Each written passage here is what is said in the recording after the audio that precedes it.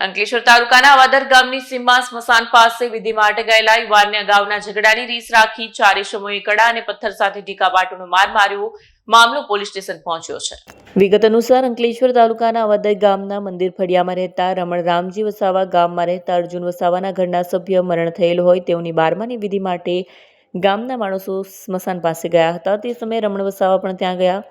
તે દરમિયાન ગામના હસમુખ હરિભાઈ વસાવા અને તેનો ભાણેજ ગણપત વસાવાએ હસમુખ વસાવા દીકરા ગણેશ વસાવાના પ્રેમ સંબંધ ઉજાગર કર્યા અને અગાઉ ઝઘડાની રીસ રાખી બોલાચાલી કરી.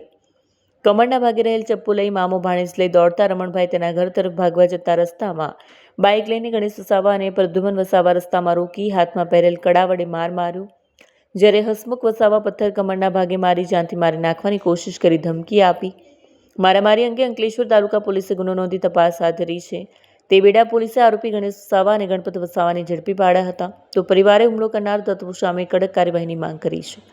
મેં વસાવા રૂપાબેન રમેશભાઈ બોલું, મારે અંડાળા રહેવાનું, પણ જે આ માર્યો ને એ મારો સગો ભાઈ છે અને મારા ભાઈ જેવી રીતના મારે એવી રીતના એ લોકોને બી સહવી જોઈએ અને એ લોકો ફરીથી આ ગામમાં બી હુમલો કરી શકે અને ફરીથી અમારા ઘરે બી હુમલો કરી શકે છે અને અમને હજુ બીક છે. એ લોકો એના હિંમત છે કે તે રીતે એ બહાર આવે ને તો એને બહાર આવ્યા પછી બી અમારે આ સજા કરવાની એમ. હવે અમારે શું કરવું? એ લોકો બહાર ફરે એમને બહાર ફરવા દેવા જેવા જ નથી. અમારે બહાર નીકળે એટલે અમારે અહીંયા ગામમાં રહેવા દેવાની માંગ જ નથી અમારી. અને અમારે એવી માંગ છે કે એ લોકોને ગામની બહાર જ કાઢવા છે અમારે તો, કે ગામમાં બીજું કોઈને આવી ઘટના નહીં કરી શકે અને બહુ જણને એ લોકો ઈજા પહોંચાડી શકેલા છે અને પાછળથી એ હુમલો કરે છે. આગળથી હુમલો કરતા હોય તો કોઈ બી બે માણસ જોવે અને એ કરે છે. દગામાં મારી જાય એ નહીં ચાલે સાહેબ. એટલે એ લોકોને ગામની બહાર જ કાઢવા છે અમારે.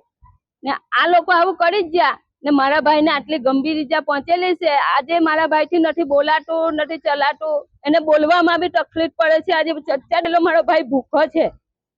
હા, એના નાના નાના છોકરા છે, એને કોણ એ કરશે ભાઈ? મારે એવી જ માંગ છે કે મારે એ લોકોને અહીંયા ગામમાં રહેવા જ નથી દેવા અને આનાથી ડબલ સજા થવી જોઈએ. એમને કરીથી કરી સજા મળવી જ. એસપી ભરૂચ એસપી સાહેબ પાસે અમારી એવી માંગ છે કે એને પૂરામાં પૂરી સજા મળી શકે. મારું નામ વસાવા પુષ્પાબેન પંકજભાઈ છે, રહેવાનું મારે નવા દીવા. અને આજે 28 તારીખનો જે બનાવ બન્યો છે એ મારા મામા છે, અવાડર રહેવાના. અને બીજું કે 4 જણ મારવા માટે મારા મામાને અને રસ્તા પર માર્યા છે. એ રીતે ગંભીર ઈજા કરી છે મારા મામાને. અત્યારે હોસ્પિટલમાં છે, બોલી પણ નહીં શકતા, પ્લસ કે બીજું કે ઉઠાતું પણ નથી. અને અમારી પોલીસ પાસે એટલી માંગ છે કે એ લોકોને બી આ રીતે કરી સજા મળવી જોઈએ. એ ખુલ્લે તત્વમાં એ બહાર ફળે જે રીતે, અને બીજી વાર આ રીતે કઈ ઘરમાં કઈ કશી થશે તો એમની જવાબદારી કોણ લેશે? એટલે અમારી પોલીસ પાસે એટલી માંગ છે કે એમને બી આગળ સજા મળવી જોઈએ. હજુ તો અમને બીક એવી જ છે કે હજુ પણ આગળ એ લોકો કઈ કશી કરી શકે. અમારા મામાને ઘરે અત્યારે રજા આપવાનું કે છે તો આગળ જઈને જવાબદારી કોણ લે?